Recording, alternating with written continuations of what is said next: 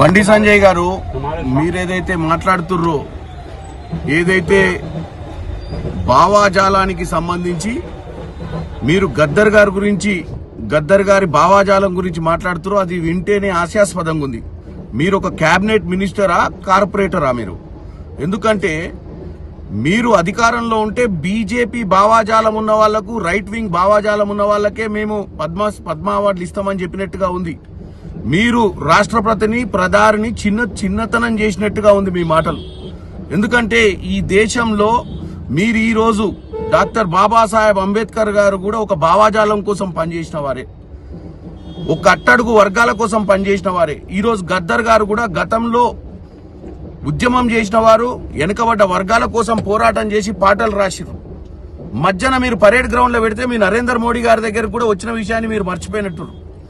అంటే ఈ విషయం చూస్తే రానున్న రోజులలో భారతదేశంలో బీజేపీ పాట పాడిన వారు, బీజేపీ వంతు పలికిన వారికే అన్ని వస్తాయని చెప్పినట్టుగా ఉంది మీరు. కాబట్టి దయచేసి మీ మాటలు విత్డ్రా చేసుకోవాలి. ఈ దేశంలోనే కాదు ప్రపంచంలోనే ఒక రైట్ వింగ్ లెఫ్ట్ వింగ్ భావాజాలం ఉంటది. ప్రతి దగ్గర అధికారం మారుతూ ఉంటది. కానీ ఈ అవార్డులు అనేది నిష్పక్షపాతంగా ఇవ్వాల్సినటువంటి పరిస్థితి ఉంటది. ఇలాంటి మాటల వల్ల మీరు మీ ప్రస్తుతం ఉన్న ప్రభుత్వాన్ని దిగజార్చేతనంగా మీరు మాట్లాడినట్టుగా ఉంది. దయచేసి మీరు మీ మాటలను విత్డ్రా చేసుకోవాల్సిందిగా కోరుకుంటున్నాం.